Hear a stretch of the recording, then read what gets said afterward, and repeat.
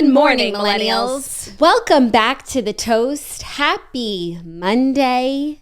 It's an exciting week. It's not an ordinary Monday because I have a very special guest co-host with me today. I had planned to do a week of guest co-hosts, and even though Turdy's trip has been canceled, which we'll get into, I'm going forth with guest co-hosts because I just wanted to chit-chat with everyone I've got coming through. So first up this week, I have Josh Peck, one of the good guys, my arch nemesis.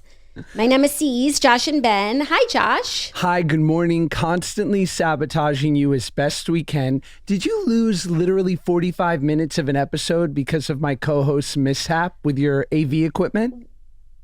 We did lose that much of an episode because he was recording with you in my studio, and so he put down the second microphone so he wouldn't pick up background audio, and then he never put it back up, so we started recording and only one of our mics was on. But I have to say, now in thinking about all the Good Guys Toast drama, it's really not you.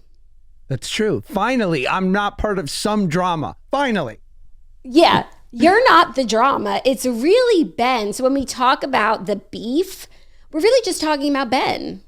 Benjamin is so charmingly, how can we say, he's innocent. He's an innocent boy in the best way. I couldn't imagine him hurting a fly. It's not malintended, and we know that, but it doesn't make it better when these things happen. We know he didn't set out to sabotage our show, but still our show was sabotaged. So what do you do? He is because he is a New York kid like all of us, and so he's so savvy in many ways. And then we'll get into conversations about how to put windshield washer fluid into a car, and it's like I'm speaking another language. This is so funny. I feel like this is going to be just a Ben slander podcast. We actually should have Claudia here, and we can all get together and talk about Ben and the things that he does that get on our nerves. He's so pure. We end every conversation with, okay, bye, love you. And for two men to throw out love like that, it's gorgeous. That's really beautiful. I end all my conversations like that too. Love ya, bye. But I guess it sounds different when two men are talking. It does. And, for Ben and I to feel like we're very open to being vulnerable. He's called me after. I feel like I'm letting out his secrets, but they're such adorable secrets that I'm gonna allow myself. He'll call me after a good pod and go, I really needed that laugh. I really needed that hour to get away. Thanks. And I'm like, you are too good for this world.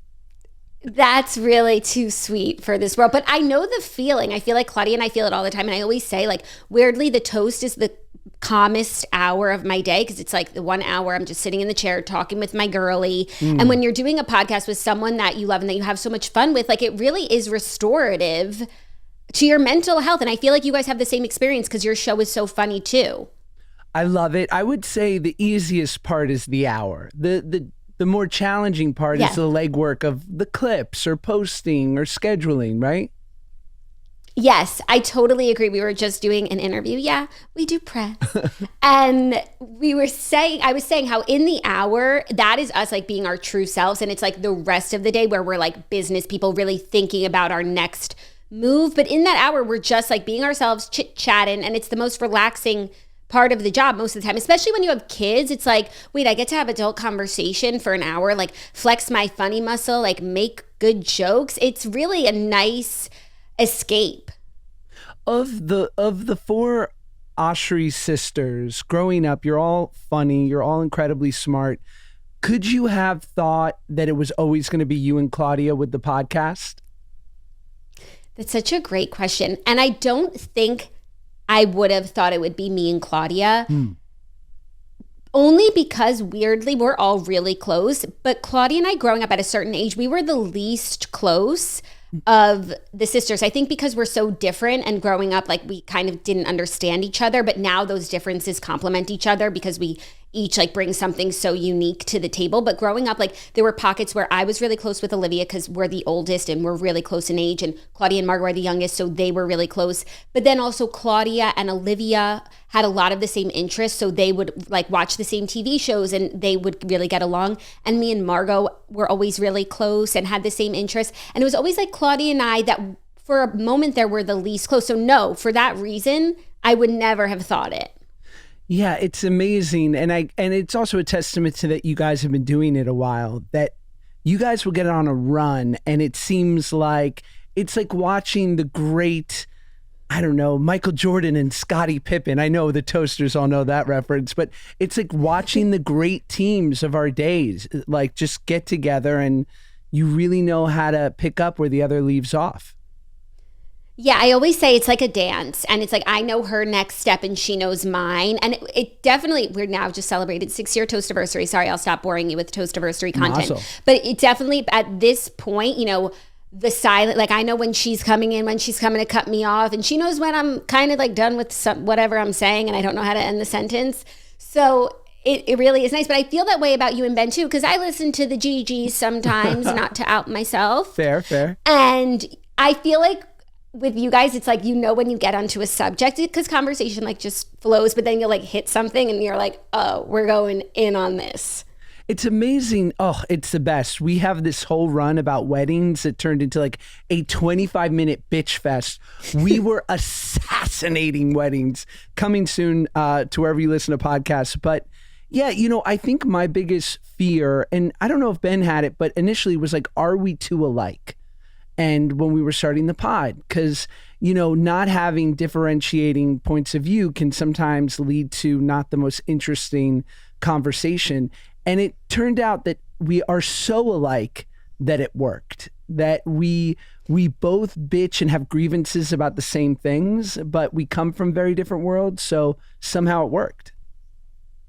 Yeah, because you're so alike, but having come from different worlds, that like you have different experiences. I feel like you bring such different things to the table. That's how I feel about Claudia and I. Like from the outside view, we're the same person. Like we say the same things, we like the same things. But when you're really in it, like we're actually very different, but it takes years of hours of conversations for people to be able to recognize that.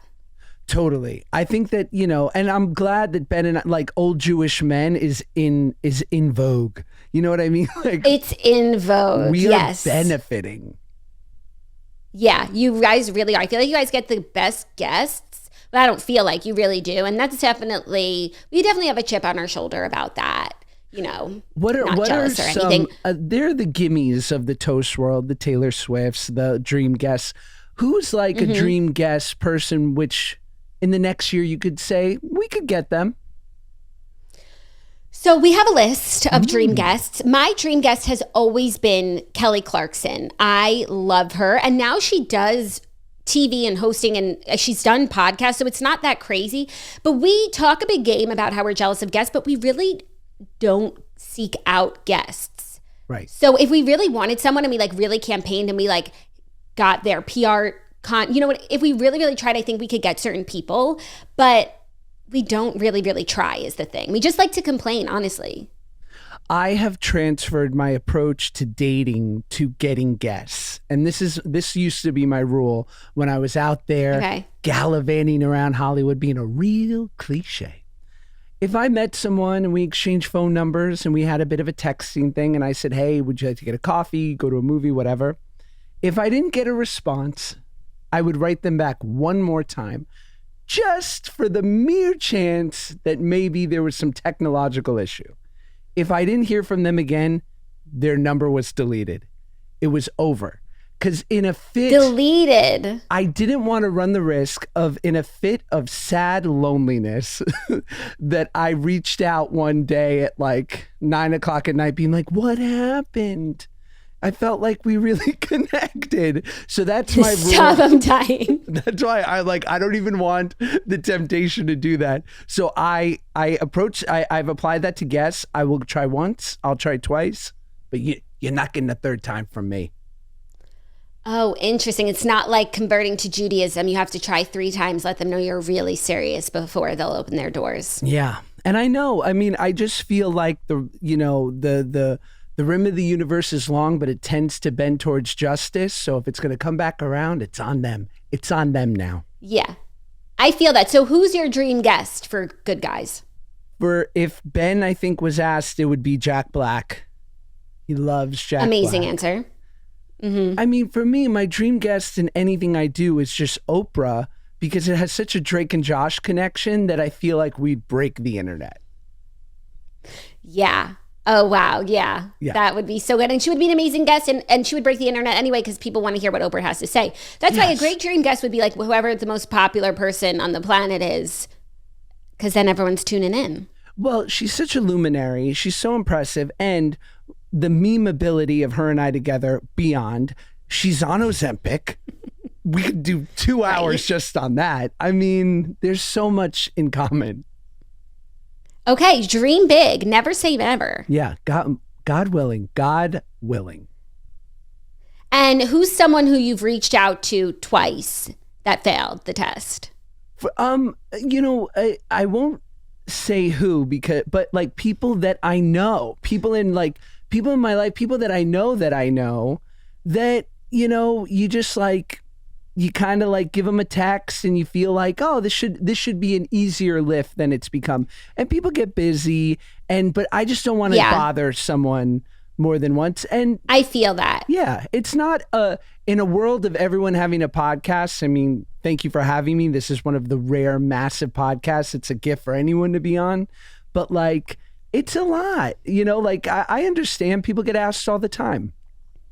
Yeah, but I feel like when you're asking a fellow podcaster, it's a lower lift than like you asking someone who doesn't podcast. They might just get a little overwhelmed by the idea, like, how do you even do a podcast? Whereas like people who do this all the time are like, oh yeah, I'll go chat there and I'll chat here. And it's easier to get them in the chair. Plus it's good for their podcast too, to go on the formidable good guys. I feel like I'm going to start conspiracy theories, so I'll give an even better hint. It's a comedian. These comedians, they are impossible because they're so in the, they're so in demand. I mean, I've had and he's a buddy, and he's canceled on me twice the day of. And I'm like, yikes, diva behavior. And he's a real You'll sweetheart. never work in this town again. I know, he's crushing it. He's crushing it. But I just was like, I'm bro, so curious. I won't, if you want to come on, you let me know. I can't ask you anymore. That is so fair. And does it affect your personal relationships when people like don't come on or kind of punt the ball down the field? Well, how are you? Because I love a good grudge. Ooh, do I love nursing a grudge? I'm so funny because I feel like I'm so extreme. Like either I genuinely forget that something happened that I should be mad at that person, or I will never forget until the day that I die. You could do a million good deeds towards me and I'll never forget this one thing. Wow. And I don't know what the difference is. Why some people, like, I just kind of let it brush off my shoulder. It's hard. You know, they say the thing about a grudge is it's like you drinking the poison and wanting the other person to die. But sometimes that poison goes down smooth. Sometimes it tastes like haterade, like just ginger ale going down the throat. And I can't help it, but I work on it. And what amazes me is I will create a whole story in my head, and then I'll run into that person a year later or whatever, and they'll be so lovely, and I'll be like, Tommy's the best. Like I'll turn on a dime. Tommy's the best. So do you genuinely turn, or you're just fake? I'm easily, you can win me back easy. And I think the great Lala Kent said that on our pod. Like, I'm quick to be angry. Oh my God. Yeah, but I'll forgive quickly. What's so funny is we've been watching Vanderpump Rules, and I know you had Lala on. I guess technically we did too, but it was a few years ago and it was via Zoom, so it like doesn't really count. And I love her. And I actually, when I think about grudge holding and letting things go in this moment, like that's been a big theme of hers on Vanderpump Rules. So, and I find it so attractive how she's just like letting go of anger right now. Yes. And it inspires me to want to do the same. But I do feel similarly where it's like I'm hot. And then I just kind of can let things go, except for a few cases in life. Claudia and I, we were just celebrating Toastiversary. So we did a couple episodes talking about, on our Patreon, talking about the last 6 years. And like, it's overwhelmingly positive. And we love everyone. We love you all. We love the show. But like, we have some hate in our hearts. And we're just never going to let that go. And generally, where is that hate directed? At our haters. At our haters. Like but you know what? I think it's important to hold on to some negativity. You can't just be like a delusional 100% positive person all of the time. Like, no.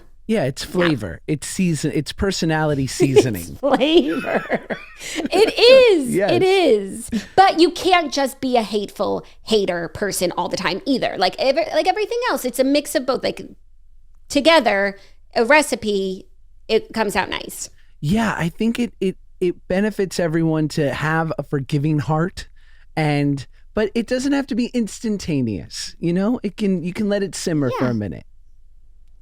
I agree. I'm loving the direction of this episode. Forgiveness, the word of the moment, grace. Yes. We love grace here. I like grace. I'm down with grace. I'm down with grace. It's just like a word that just kind of like obfuscates everything. It's like, give them grace. I like that. I've always liked the name Grace for a girl. It just never seemed Jewish enough.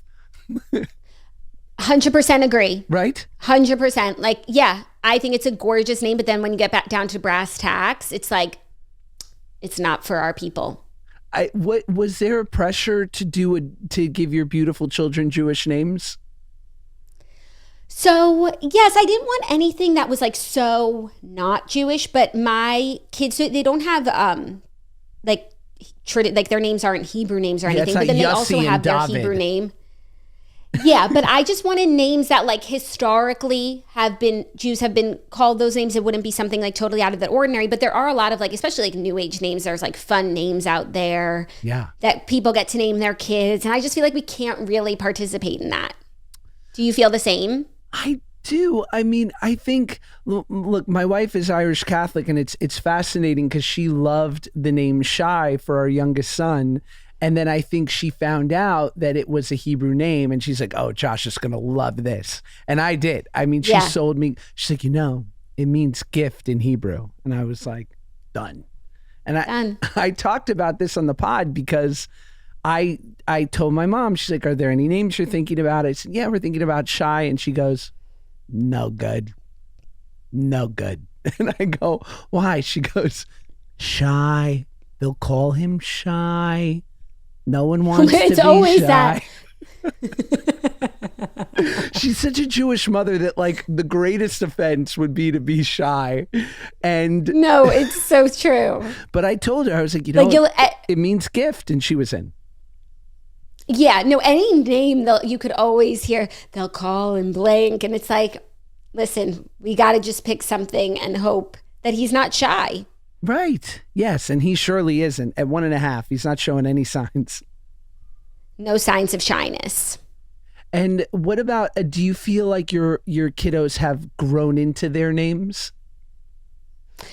Well, I feel like it's less about them growing into their names and me seeing them as those names. Do you know what I mean? Because I feel like when you first name your baby, you're like, I'm just plucking a name out of nowhere and I'm assigning it to this person. And I feel like for like them, it's the only name that I've ever called them. So like they know, but it's more so like me, you know, and especially when you choose a name that you know someone with that name. And it's like, okay, your association is no longer going to be that person. And now your baby is more of a Charlie than the Charlie that you know. So I feel like it was more so like me wrapping my head around it. Because I feel like in the beginning, it's just like, this is just baby. And I'm supposed to call him by this like grown ass name. Right. Like, can you imagine a baby named like George or like Meredith? Yeah. That's hard. Meredith. I love that name. Meredith. I have a cousin Mary, but you know, Mary probably was what she got called, but now she's Meredith, the impressive lawyer. She has to be a lawyer if her name is Meredith. Yeah, she's good too. You don't want to be on her bad side. Oh. Yeah, that's a powerful name. I could talk about naming children. I could have a whole podcast about it, like a whole it's I think the hardest thing in the world. Naming.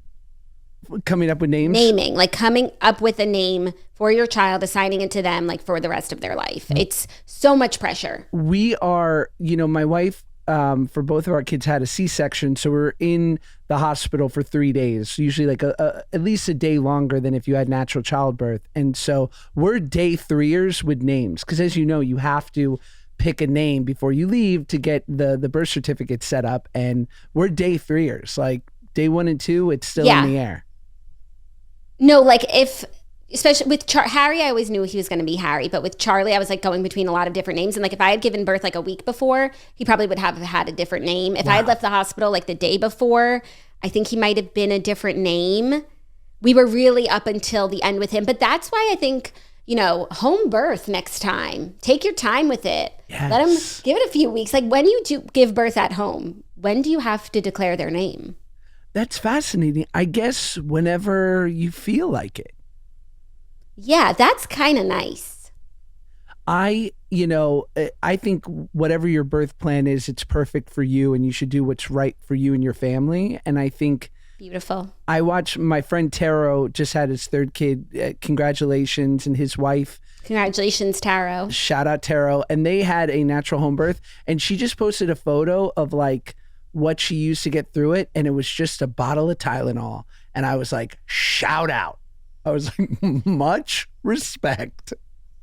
So much respect. I love seeing people do home, post like videos or photos from their home birth. I think it's the most impressive thing ever. And just the idea of like giving birth and then getting into your bed. Yes. And ordering, like having your mug of tea from your kitchen. Like it's definitely competes with the power of an epidural.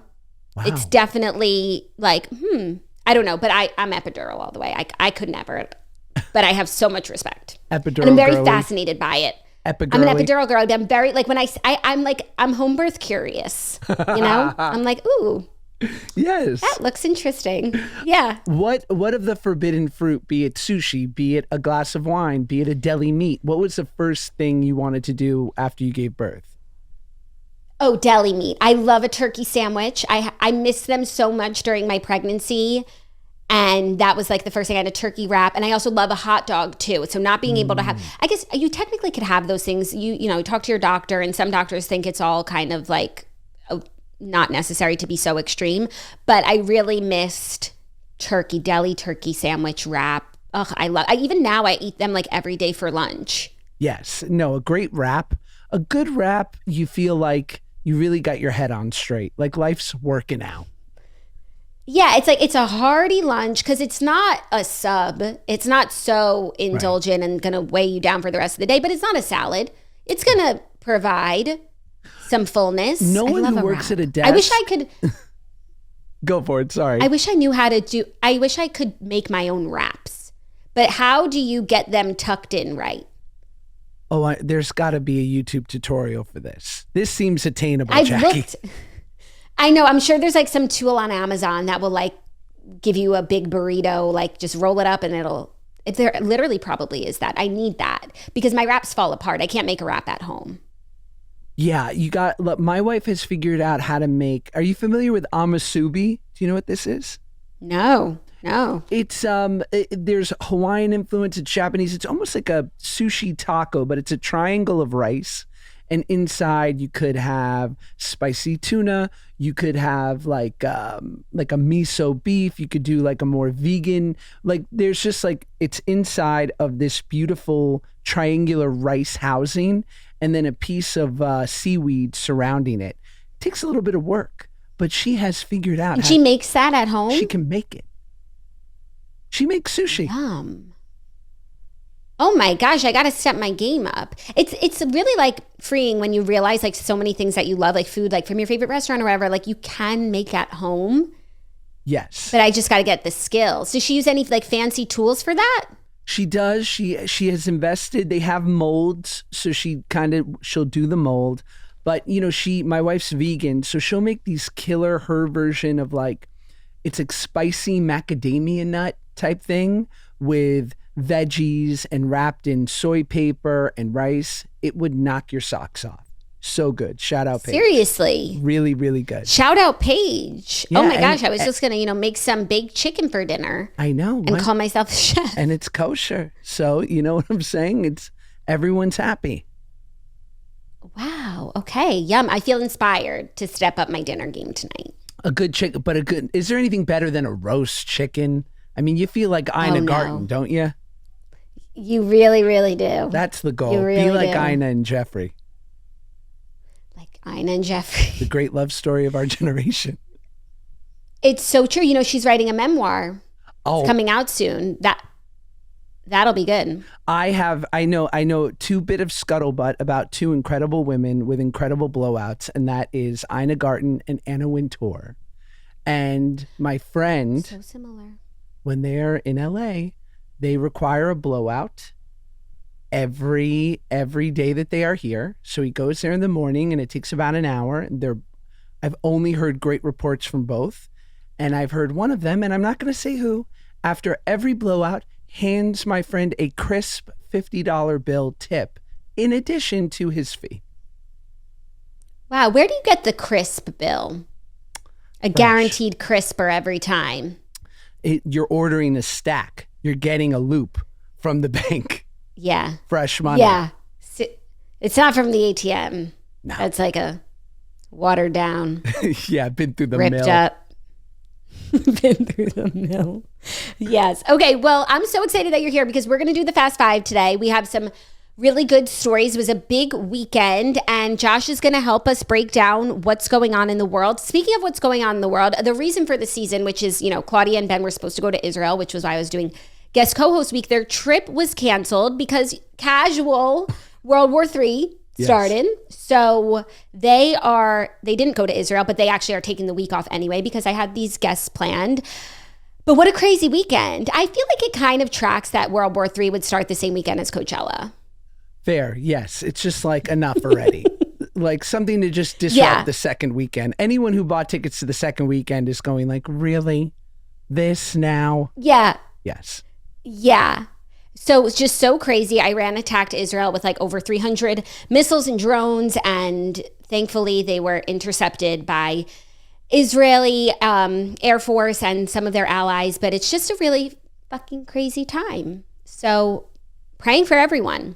Praying for everyone. For real. It's living in that area of the world right now, but really just being an inhabitant of this world. It's an incredibly scary time as a parent and worrying about kids. And I would just, urge people to not like run to overly simplify it in a tweet or on social media, and like accept the nuance and the gravity of like what it must feel like to be living under the threat of that. Yeah, that's very good advice. Yeah. Okay, well, without further ado, it is time for the Fast Five stories that you need to know. Today's episode is brought to you by Boll & Branch. Today's sponsor being Boll & Branch is so pertinent to my situation because I have Shannon staying in my guest bedroom and she is sleeping on my Boll & Branch sheets. And I just feel really proud and also very certain that she's going to have an amazing night's sleep thanks to the Boll & Branch signature sheets. They are the best way to start upgrading your sleep. They're made with the finest 100% organic cotton and are completely free from toxins.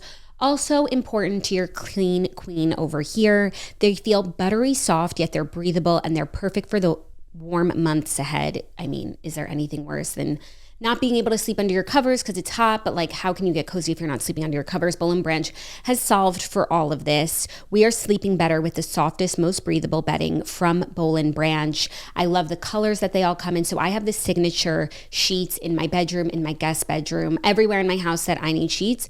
Boll & Branch are the sheets for me. I have the white sheets, but I saw at Turdy's house this weekend that she has more of a natural color and it was giving gorgeousness. So might have to do a spring refresh, but no matter what color I go with, I'm going with Boll & Branch. You can get 15% off your first set of sheets plus free shipping when you use promo code TOAST at bollandbranch.com. That's Boll & Branch, BOLLAND, branch.com, promo code TOAST. Exclusions apply. See site for details. Today's episode of The Toast is also brought to you by Seed. If you want to do one small thing every single day to help your gut health and your overall health, Seed's DSO1 Daily Symbiotic is amazing. If you want things to be moving better, faster, digesting, VSDs, all of that, you've got to become a Seed girly. So you can take a small action every day that will make a big difference in your life. Seed is that small action. Digestion, regularity, skin, all of the things are improved when you add Seed into your daily life. We love Seed here at The Toast. It fits into your daily routine so easily. They even have a travel vial for those of you who are on the go swirlies and you want to take your DSO1 on the go. So it is the probiotic, basically not to, get all Albert Einstein here, but it's a probiotic within a prebiotic, which allows the goods to survive the journey down to where they need to go. Other probiotics disintegrate, fall apart along the way, but this one, you get the goods where it's gotta go, and it's great for your gut health. So trust your gut with Seed's DSO1 Daily Symbiotic. Go to seed.com/toast and use code 25toast to get 25% off your first month. That's 25% off your first month of Seed's DSO1 Daily Symbiotic at seed.com/toast, code 25toast. It's backed by science, lots of science, and you know that we are women in STEM, and Seed is all about that scientific life. So check it out. Today's episode is also brought to you by Hero Bread. Hero Bread has become the hero of Claudia and I's lives. As a Weight Watcher swirly, she has told us that Hero Bread only has 1 point per slice. And me, I don't know if you guys know this about me, I love sandwiches. And I want to eat them on my wellness journey, and now I'm able to with Hero Bread, because carb fear is real, but carb-heavy foods are often the ones we love most. So Hero Bread makes those same delicious favorites free of consequences or compromises. They've remade carby, empty-calorie products into fluffy, delicious versions that include no net carbs, 0 grams of sugar, and fewer calories. So I love the Hero Bread sandwich sliced bread. It is so good. They really, reinvented sliced bread, and now honestly, I have a sandwich every day for my lunch, and it's so good. I love a turkey sandwich. I don't know about you all. So they also have tortillas. If you're a tortilla, burrito, taco swirly, whatever you want, Hero Bread is here for you, and they are going to solve your problems. And you're getting nutrients, fiber, all of the good things from your bread. We love that. It's 0 to 1 grams of net carbs, 0 grams sugar, and high in fiber. It's delicious and flavorful, and there's something for every craving, whether it's sliced bread loaves, buns, tortillas. Hero Bread is our hero. Don't give up being a breadhead. Hero Bread is offering 10% off your order. Yes, the redheads are breadheads. Go to hero.co and use code TOAST at checkout. That's TOAST at HERO.CO. Thank you, Hero, for sponsoring today's episode.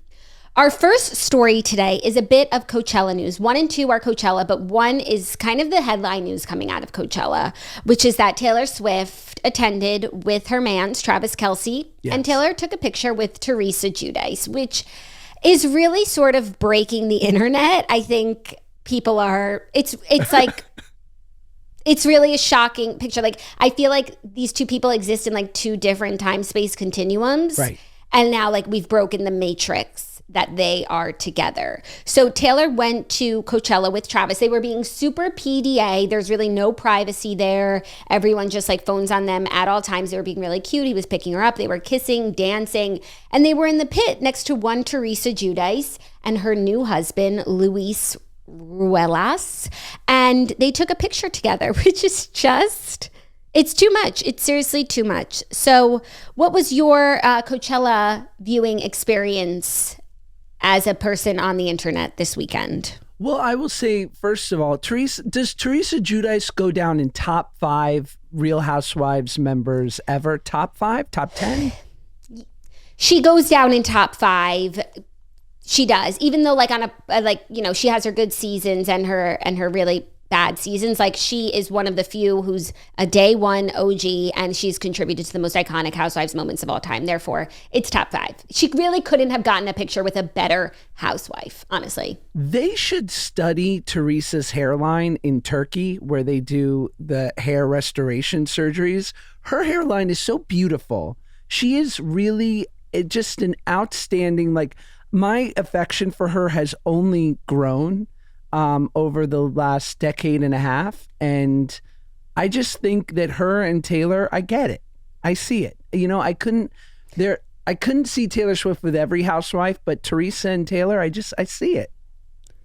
No, if one housewife was going to get a picture with Taylor Swift, like, of course it would be Teresa. Right. I want to first of all, I feel like Taylor knows who she is because she probably doesn't keep up with that many housewives, but Teresa is like the most recognizable housewife. She's been on forever, and like the table flipping moment, even if everybody saw that, even if you're not like a big Housewives fan.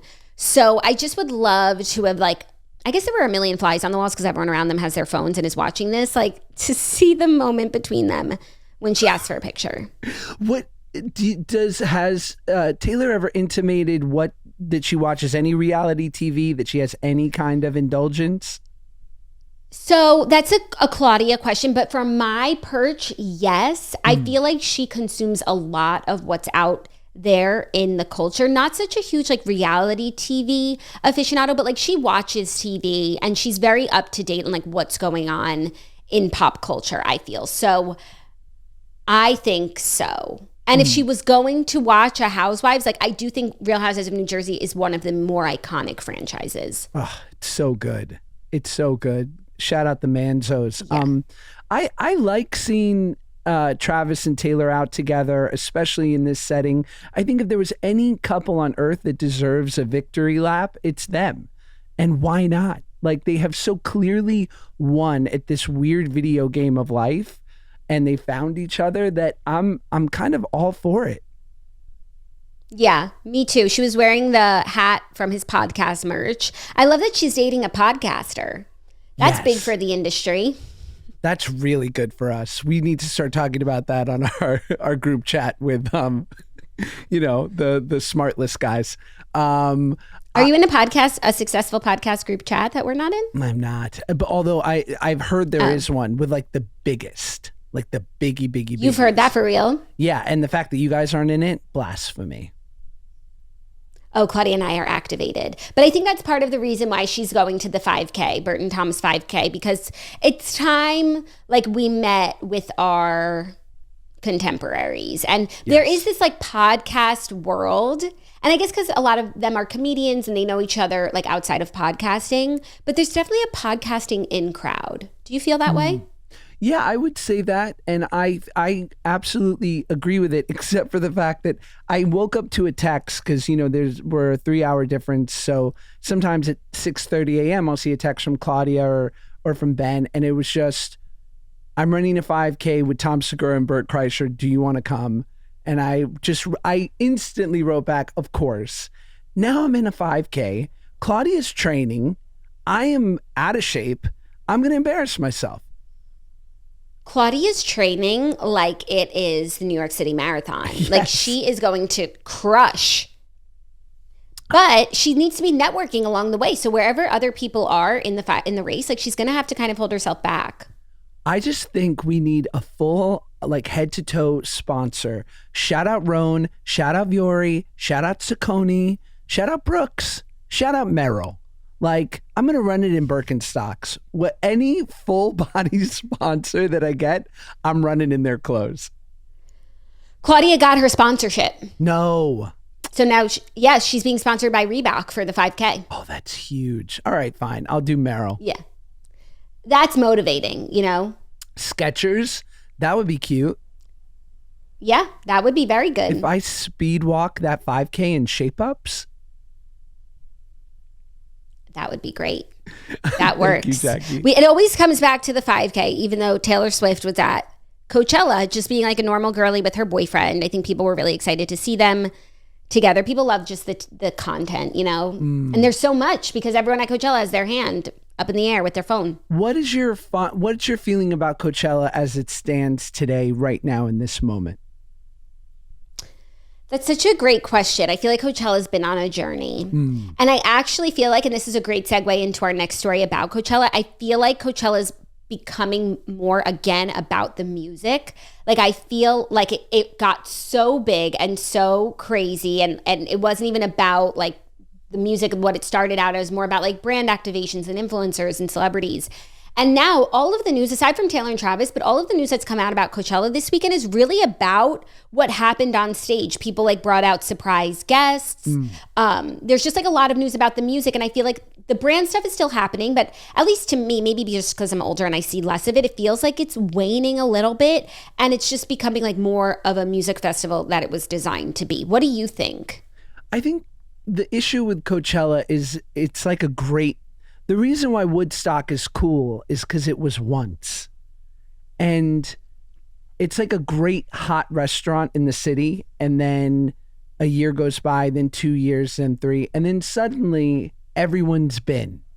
And suddenly it's not so cool. That's kind of how I feel at this point. It's too accessible. I feel that. Did you ever go to Coachella? If so, how many times? Never went. And proud. That's really surprising. I feel like for LA people, it's not as big of a deal or as big of a lift as it is for us. No. And you guys are just like, oh, maybe I'll catch Coachella this weekend, maybe weekend 2 even. It's not the jaunt that it would be for East Coasters. It's like the equivalent to New Yorkers going to Great Adventure, Six Flags, shout out. The thing is, like, the real balling people, because it's an absurd trek from LA to Palm Springs, which is usually 2 hours without a festival, but can turn into like 10 hours with traffic. So it's all about getting a private plane. That's what the ballers do, or they take a helicopter in. I mean, what are you, nuts? Oh yeah, that's crazy. That's so crazy. I feel like you've been in the game, in the biz for so long as both a celebrity and an influencer, which is Coachella, like, yes, magnet. I feel like it's an active choice that you've never gone, like you're anti. Yeah, it never appealed to me. And my buddies were going like mid-aughts, 2006, 2007, Outcasts performing, like that. Those years seemed cool, but I was like, it wasn't as popular and I just wasn't aware of it then. And so now, sorry, the sound jumped out for a sec, but yeah, I missed it. And now it feels too cool and popular. And it doesn't interest me. I've always wanted to go to like Ultra in Miami. Really? I feel like Ben would love to go to Ultra. He loves house music. You guys should go together. Good Guys Live from Ultra. I would love to go to Ultra as a 37-year-old man. I'll stay at your place and it'll be perfect. We'll do Shabbat and then I'll go watch Steve Aoki. No, I love that. You guys do Good Guys Live from Ultra and BBYO. Nothing in between. I love that. Just another reason to come to Florida, let me tell you. Yeah, anytime. And we can hit up the Yes. Disney. Have you been to Disney yet? Never to the world. To land, I've been. The LA one. Yes. Because that's a rite of passage. People go there without kids even when they're in LA. It's a big yes. Like, we're just going to hit up downtown Disney. My fun story about going to Disney for the first time with my son Max is I was on a Disney Plus show called Turner and Hooch, and it ran for a year during the pandemic and after. And part of being a Disney employee is you get 10 tickets a year to the park, which is incredible. It's such a nice gift.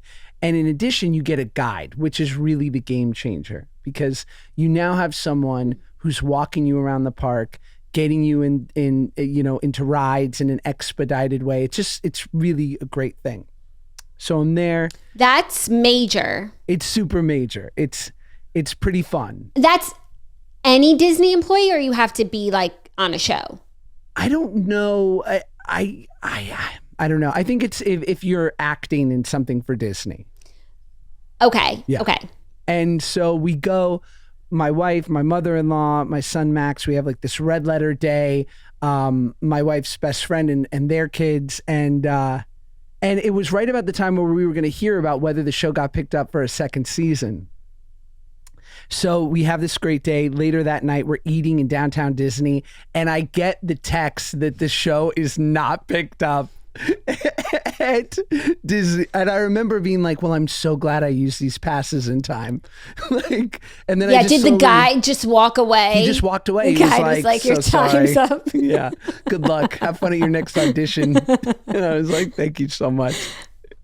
Oh my God, have fun in general admission next time. Yeah, nice humbling. Wow, I feel like as an actor, that's really motivating. And an actor and a parent, that's really motivating to get on a Disney show. It is. It is such a game changer. Look, and we've talked about this on The Good Guys. In life, the goal is to have a guy, whether it's someone to fix shit around your house, whether it's a guy to Disneyland. You want a guy. And when you have that person, I mean, it's everything. No, that is so true. Well, you've got to come to World Down Here. We went for the first time with our family in January. Yes. And it was a ball. It was really a magical experience. What were you kind of over before you had your kids, and now you've fallen in love with it again through their eyes? Oh, that is such a great question. I feel like there are so many things that I maybe clowned on even that now as a parent, I'm like, oh, this is so great. Or I feel like even like resources, or you just look at things differently, like even like parks. Totally. I was never much for parks. Like, why do we need parks? Like, or who cares if the park is old? Like, but now I'm like, oh, that's a nice park. We should go to that park. I've heard that park just did some renovations. That park, a splash pad, we'll be there. Yes. Oh, such a great point. A great park is everything.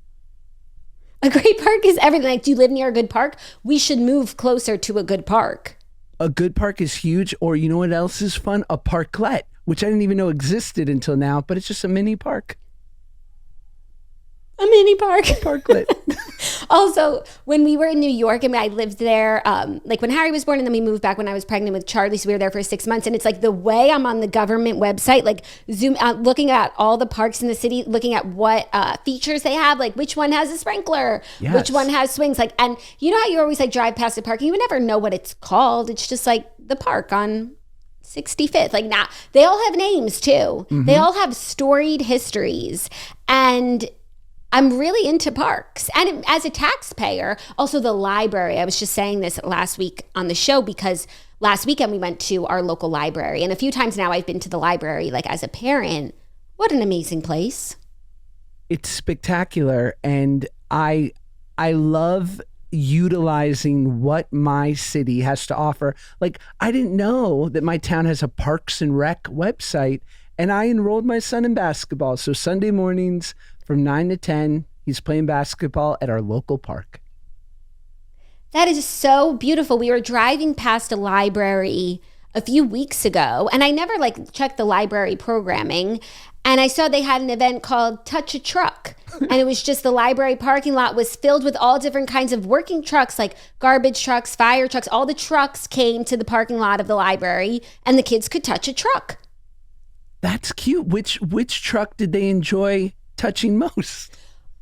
We didn't know. We were driving past and it was like ending. I wouldn't even have known about it if I didn't drive past. But like, there are people whose job it is to like think of these things and program them. And I feel like before I was a parent, I'd just be like, oh, government waste. Now I'm like, love that. Love that. And yes, more truck touching, I think, in 2024. Isn't that hysterical? Like, and it's like a free thing for them. Like, just get your truck in the parking lot. And for the kids, it's like they just love trucks. They love it. I mean, and the magic was never completely lost for me, but you realize how fun a mall can be, like with kids. I mean, it is so much to see, so much to smell. So much to smell. Let's hit up a Wetzel Pretzel and Annie Ann's. Let's get some walking fuel. And let's just see. Let's go have the mall experience. Yeah. Oh, we love the mall. Bring back malls. I feel like you see like these pictures of like abandoned malls because, you know, the malls are suffering. It's hard times for the malls. But I feel like now it's like only the best survive. Like the biggest, greatest malls. There's like that one, the American Dream Mall in New Jersey. They have indoor skiing. You've really got to step up your game if you're a mall right now. I love a good mall, and shout out, I was recently in Edmonton, Canada, and they have the West Edmonton Mall, which is the biggest mall in North America. It has a full water park, ice skating rink, theme park, 900 stores, 90 restaurants. Yeah, I did my research, and it was a great time. A full functioning pirate ship with pirates. Wow. Did you ever go to the Mall of America? I have been to the Mall of America twice. I don't mean to brag, and it's a great time. Really I've never been. I feel like as a child star, like you just spend time at the Mall of America for one reason or like tour or a signing, like life takes you there. Yeah, no, I can imagine. We've all seen the videos of like, influencers or child stars filling up the floors of their local mall because there was some huge moment, an event. It's huge. Like Mary-Kate and Ashley. I just associate like them with the Mall of America. The Mall of America. What a time. What a time. Simpler times, man. Okay, well, our next story, back to Coachella and the music that made news. So Lana Del Rey headline, she brought out Billie Eilish, No Doubt reunited with Gwen Stefani. They brought out Olivia Rodrigo, Tyler, the Creator, and A$AP Rocky performed together. Vampire Weekend brought out Paris Hilton, and more. So we're back to music. It's all about the cameos. Suki Waterhouse performed. She literally gave birth 5 minutes ago, Queen. And she announced that they had a baby girl. So there was an article about her and Robert Pattinson, and it said that she gave birth to a boy. Though I had speculated it was a girl because it looked like their bassinet stroller had a pink cover top, which you get for a girl. So I was like, oh, it's a girl. They said it was a boy, but then she went on stage and said it was a girl. So Mazel Tov. Massive Major mazel. And how long ago did she have a baby? Like a week? 2? In March. So okay. Could be 3 weeks, 5 weeks ago. I feel like with your first baby, it's like, you're in that bubble of like newborn just chaos for even longer because it's like so new. And with your second, you still have the first, you still have to go to the park and stuff. Right. So just the fact that she would come out and perform after like her first baby, that's like so impressive. And she looked unreal. Shout out her. That is no easy feat. You know, she ain't sleeping and she's getting out there. I mean, there's no vocal rest. She's talking. So to be able to share her gift, good for her. Yeah. Do you have a nice singing voice? I do. I have an okay. I'm a very typical, like, performing arts, sad child actor. Like child star, like triple threat. And you do dance too? I mean, I'm all right. I can be choreographed. Have you ever done or thought about like Dancing with the Stars? I've been offered many times. Not all. And you would turn twice. Yeah, I always turn it down. Why? Because I feel like that's the point of for me, that's like peak. Like I only become a star so that I can dance with them. It's a fantastic show. I think there are some people who've been able to parlay it into more, but for most people, it's something they do on the way down. No, on the way, you're either on the way up or the way down. It's true. Right. So I feel like I'm not against it, and I love the art of dance and expression through dance. And I was once randomly at a Russian sauna in West Hollywood, and I saw that guy Max there, and I was like, good for you, man. We have very different body types. Nevertheless. Well, that's an added perk of Dancing with the Stars. Like you get shredded. You like lose weight. You're dancing like 24/7. Like everyone like comes out of Dancing with the Stars. It's like fat camp. And you like it. I think that's actually like perk number one. There were so many moments in my life growing up in New York where fat camp was threatened, where it was like, oh, it's a negative to you. No, I love Camp Shane. Shout out. You remember that? Of course I know Camp Shane. And I wanted to go, and then it just seemed, I don't think we had the money, but no, I was like, this is no threat to me. Like, this sounds like a good time. Like this, it's, you know what it is? It's basically like, what are those? It's a canyon ranch for 12-year-olds, right? Yeah. You know that we went to fat camp, right? Really? Yeah, that's all of us, all the sisters. No. We were obsessed. Yes. We went to like a regular camp I went for 6 summers, like all girls, Maine, the works. And then we started going to a fat camp and we loved it even more. It was the best thing ever. And now it's like, before I had Harry, I had to put on some COVID weight. And I was like, I gotta go to like some sort of weight loss retreat. And I did. Like, I'm kind of like obsessed with the idea of it. I went to a weight loss retreat actually in Florida in 2022. Yeah. Like I just can't quit it. I love that. And what do you think, if you could like sort of break down exactly what were the things that made you love camp, or like loved the weight loss camp more than your camp in Maine? What was it? Just everyone was free? Yeah, it was a really good energy. Also, it was a co-ed camp and we had come from an all-girls camp, but it's not like we were boy crazy. That's a really good question. I don't know. There was just like a different energy, a je ne sais quoi about fat camp. Like, it's like, it was a crazy place. And then I counseled there for a few summers. We love camp. And then when we did our camp toast, we did like 2 camp weekends back in 2018 and 2019. We held it at the grounds of our fat camp. A little toast herstory for you. And was there ever moments like in heavyweights where like someone was hiding a care package under their bed, like built into their bed frame? Yes. So Contraband. most people like didn't bring stuff up because like also your parents are packing you. So they're sending you here. Like they're not going to undo all their hard work. But actually on visiting day, one of our bunkmates, her mom like made these like amazing blondies and she would bring them up. Wow. And she would like bring them to us. And like we had been working hard all summer. So it was a little treat for us. And we were like obsessed. And then one of our bunkmates snitched on us because like we just like weren't all getting along at the moment. And so she was like, fine. They have blondies in the bunk. Unacceptable. And what happened? Did they send in the dogs? Blondie sniffing dogs. If we hadn't finished them all, like we got in trouble, but I think maybe we had finished them all by then. So like, what can you do? Right. But yeah, it was major drama. The Blondie Gate of 2006. While you were thinking about going to see Outkast at Coachella, we were housing blondies in the bunk. It is a unique, it's an East Coast, whether you go in the Poconos or Maine or Connecticut, it's like no families I know on the West Coast have any real understanding of like even the idea of a sleepaway camp is pretty foreign. I know. And actually this is a great time for me to mention my children's book, The Camper and the Counselor, which is about sleepaway camp and meeting your favorite counselor. But a lot of what I've heard from people, it's like, I never got to go to camp. So I like love hearing about it from the show and also like in the book. Because if you didn't go to camp, the idea of a sleepaway camp for 8 weeks is so crazy for people.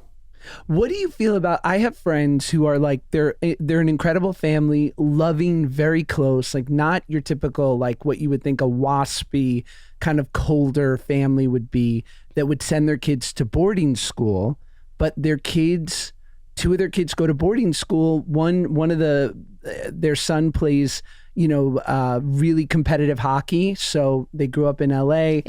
He had to go on the East Coast if he wanted to play that aggressively. And they love it for him, but it's 10 months a year. So I feel like my idea of boarding school is like so cliche, like drugs, partying. Yeah. I don't know if that's even what it is. I feel like I read too many vines. books growing up. Yeah, just like kids acting like adults.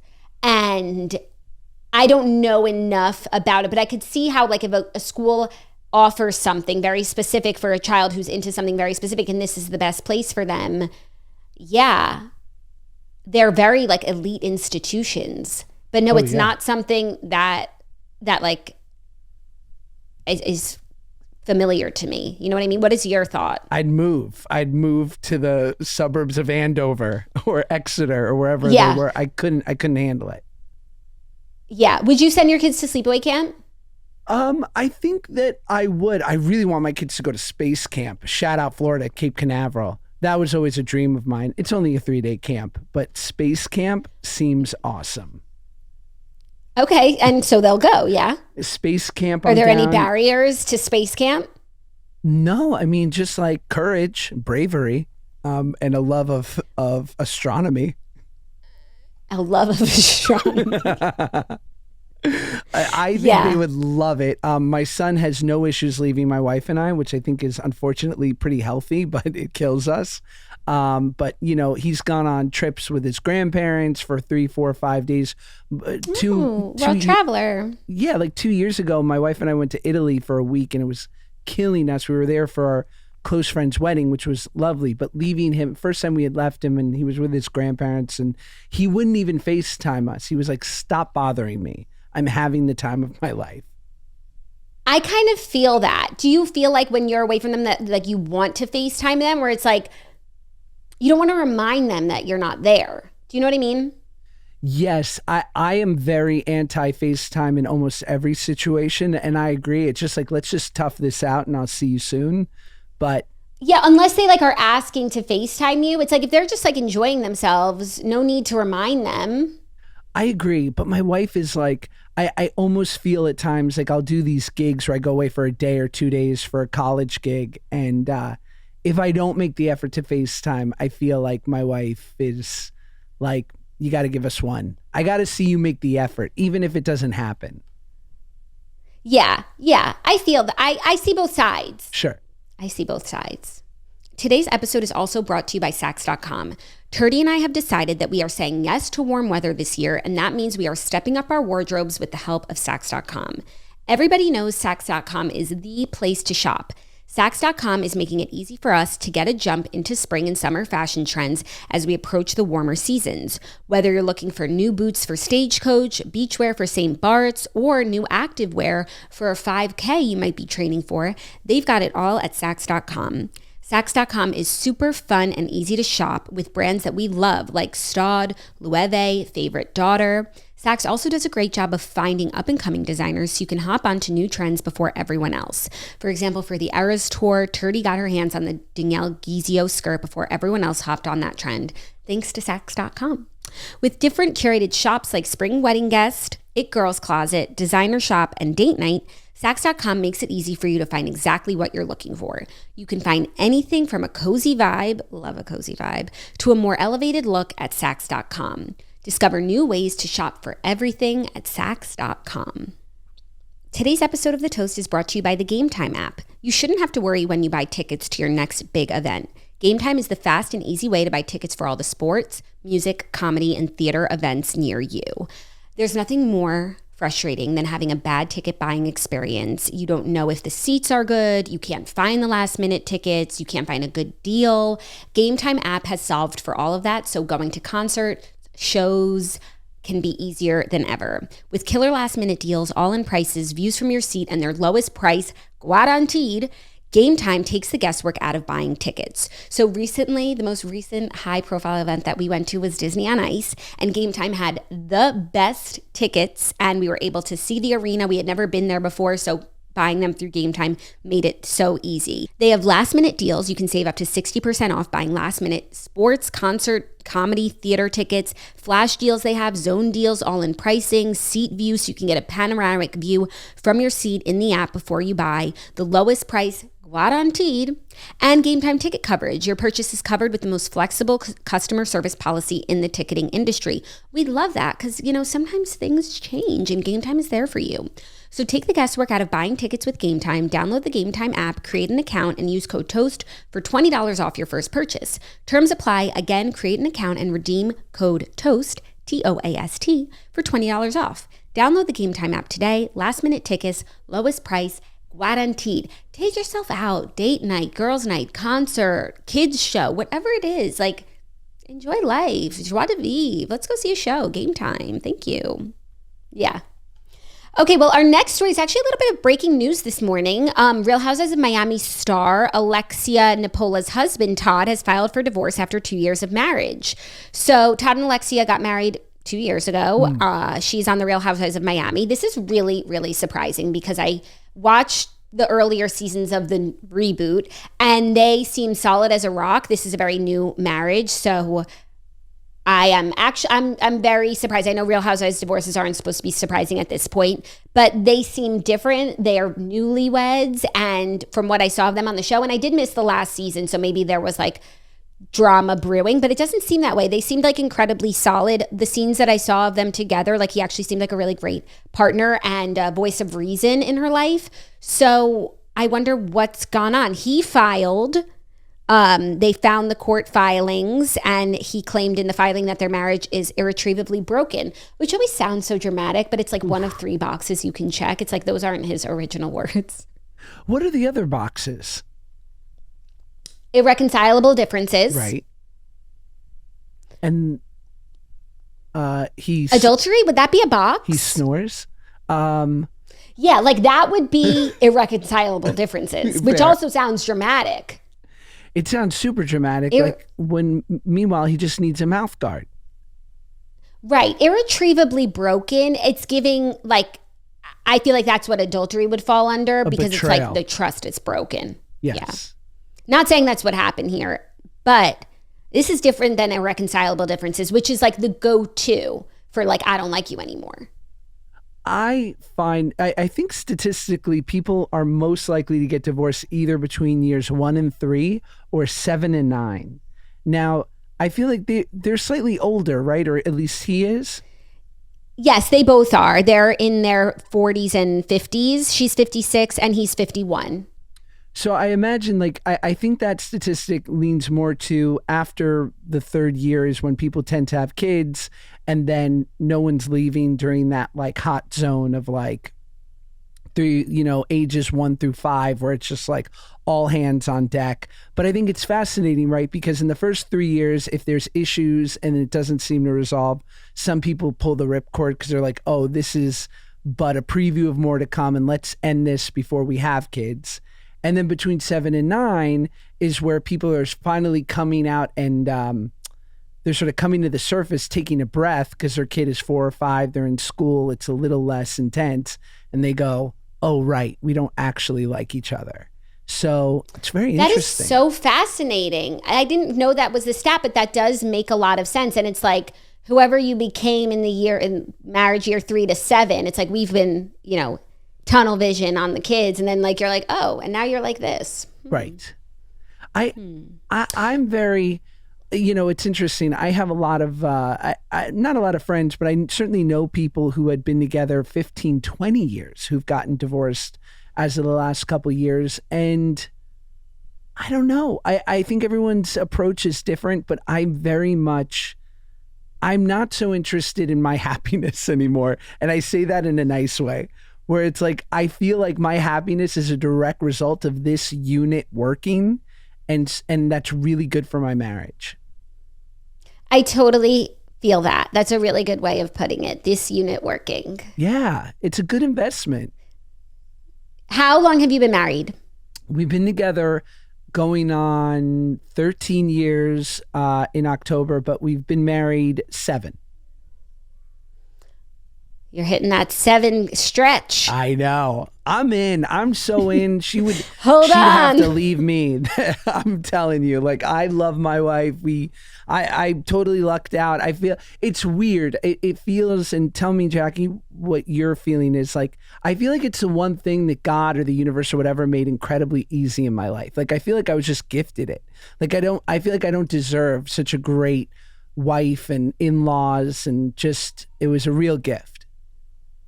That is so beautiful and such a great way to look at it. No, I totally agree. And it's like, it really is the partnership is so nice, like you don't have to walk this earth alone. Mm.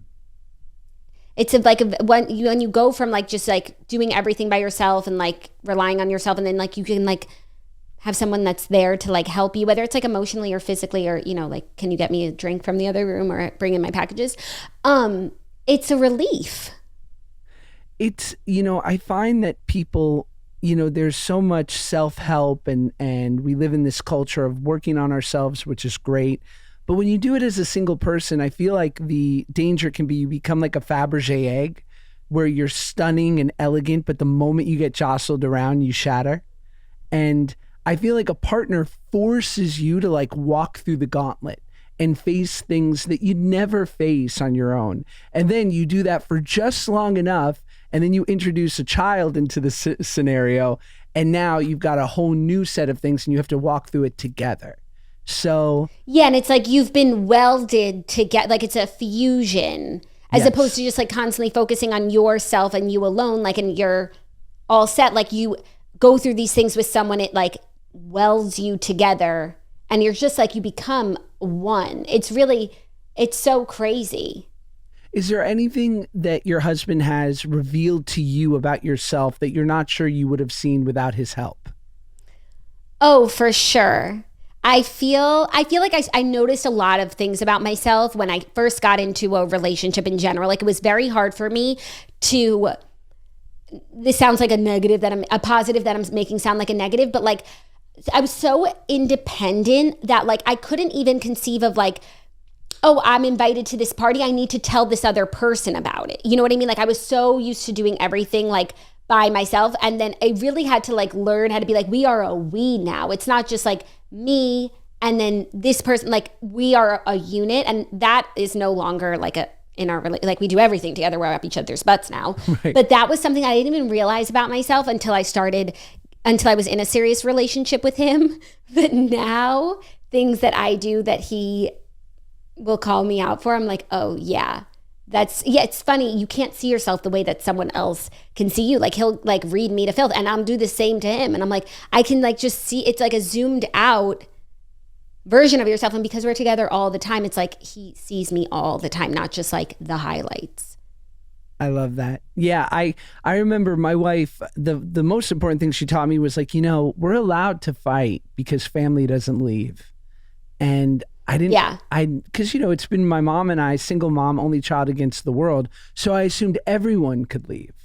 And when I found that, this will sound like you said, like something that a positive that I'm making sound negative.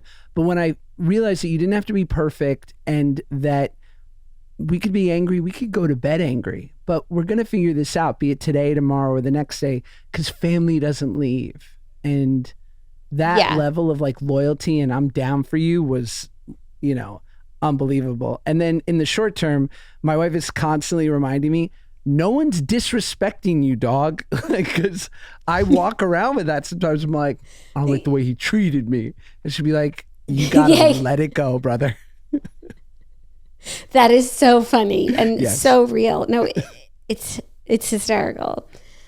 Okay, our next story, fourth story, Met Gala invite list is out and so far includes Gisele Bundchen, Rihanna, Kendall Jenner, and more. Newcomers to the invite list this year include Killers of the Flower Moon star Lily Gladstone and the Bear star Ayo Edebiri. Gisele Bundchen will attend, and there's speculation whether or not she'll bring her boyfriend with her, her new boyfriend. It's April. We're just a few weeks out from the first Monday in May. Wow. Invite list is swirling. Have you ever been invited to the Met Gala? I feel like this would be your year, Oppenheimer. Thank you so much. I famously turned down an invitation to the Met Gala that I told that story here to Hillary Duff. And she said, I believe to quote her, she said, what are you, a fucking moron? Like something like what that. Are you, nuts? Yeah, that was a real what are you, like nuts? Between Met Gala and Dancing with the Stars, like why are you even a celebrity? I know. What are you doing? Go move to a farm. I'm blowing it. You're blowing it. When and why did you turn it down? I was 21. I was in a movie that won Sundance called The Whackness. And it was this very cool New York movie with a cool cast. Sir Ben Kingsley, Mary-Kate Olsen, Method Man. And it was just having a moment, and it was cool and indie. And I was like in Vanity Fair and all these different magazines. And I was just like doing the cool thing for a second. And I was invited and I had never heard of it. Again, it was like Coachella for me. It was 2008. And I'm like, I don't know what this is. And I'm pretty tired. And I was just in New York 3 times in the last month. So I might pass on this. And no one told me, hey, maybe think about it. That is the craziest thing I've ever heard. Because would it be a dream for you to go? No. Like, oh yeah, now I'm like, yeah, no, I don't want to go. No, I'm more of a, like, I just like, being on like this, I'm not really one to want to be in it. But I feel like when you're an actor and a celebrity, like that's what you do. That's just like where you go. So, but I also feel like it's a cool factor. Like I turned down the Met Gala. What is the ratio of people who are always invited to we leave this amount of space open to a Lily Gladstone, whoever's of the moment? That's a great question. I feel like it's maybe 20 to 30% new people for celebrities. I don't know about all the business folk and industry people, but when we look at the carpet, I feel like 20 to 30 or 20% like have never been there before. Right.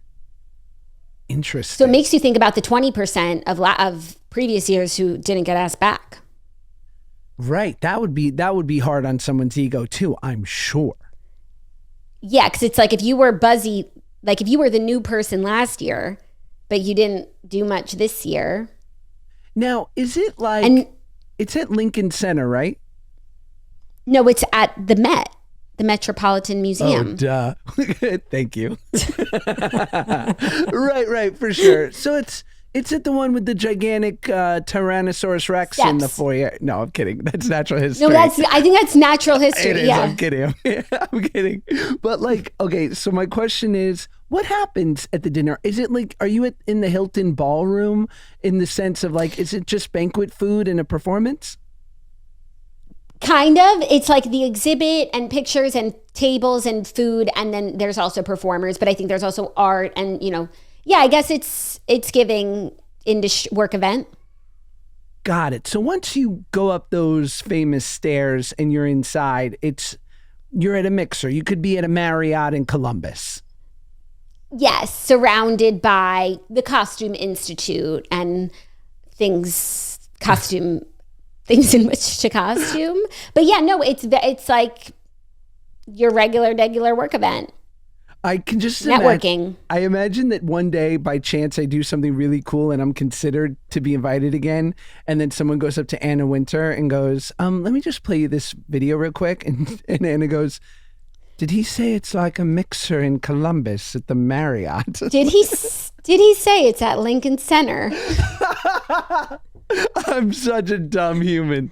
I'm so proud. And that he turned it down 10 years ago. Proudly. Oh, I'm an idiot. I made a terrible mistake, Miss Winter, and congrats on your event. Congrats on your event. I'm excited to see the looks. I already forget what the theme is. Hopefully it's good, and yeah, hopefully there's some interesting people there, hopefully some like couples. I think everybody's like, are Taylor and Travis gonna go? Sure. She's been before, he's never been, but it's a very Kardashian centric event, and that's, oh yes, they keep things separate, but I don't think she would let that stop her from going, because I don't think she's like, I think on principle it's like, they're not gonna stop me from having a good time, which I agree with. So that'll be interesting. Really interesting. But again, once, assuming they both go, like once they get into the party side, is there like a division of the room like that?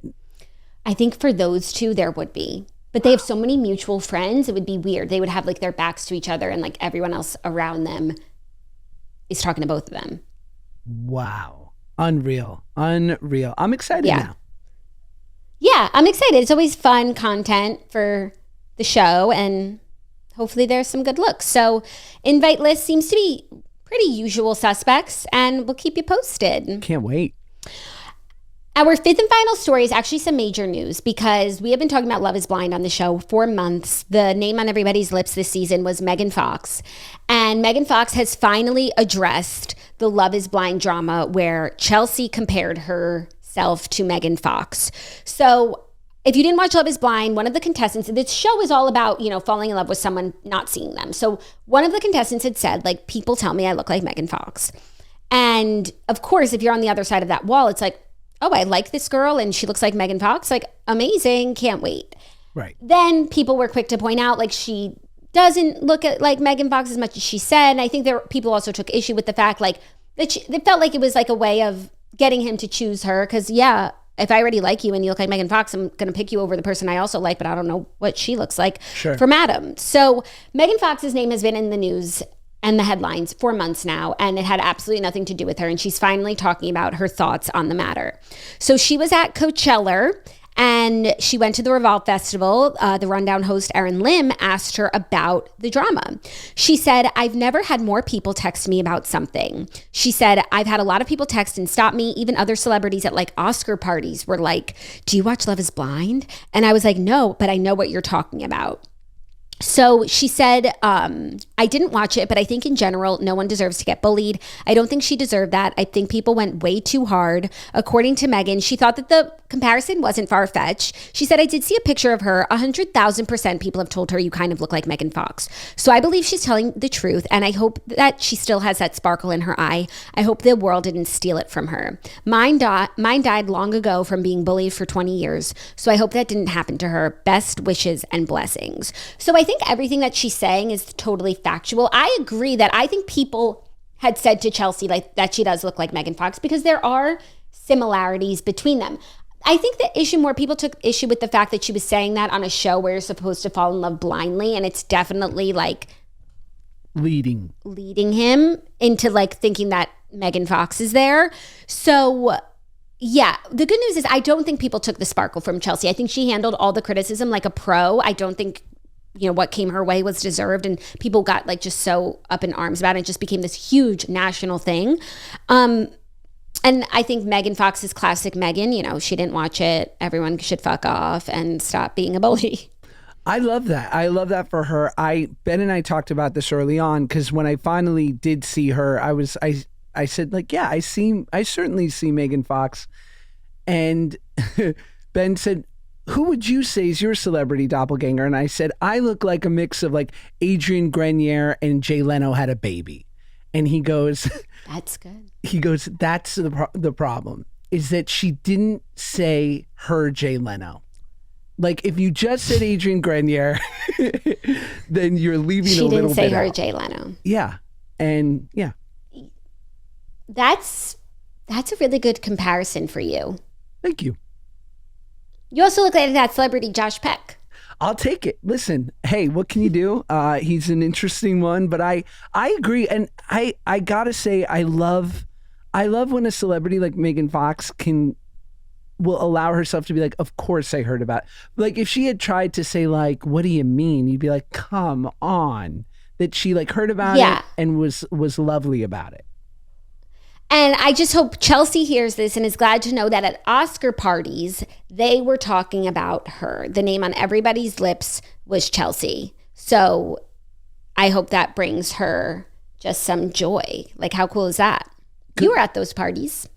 I was at the Universal party for the Oscars, and it was a good time. It was a viewing party for anyone who perhaps maybe didn't get the invite to the Oscars, but Universal did a beautiful job, and we had a very nice time. And yeah, I don't know if I told this story quite yet, but for the Golden Globes, when Oppenheimer won and Cillian and Christopher Nolan, and I was there, and it was very exciting.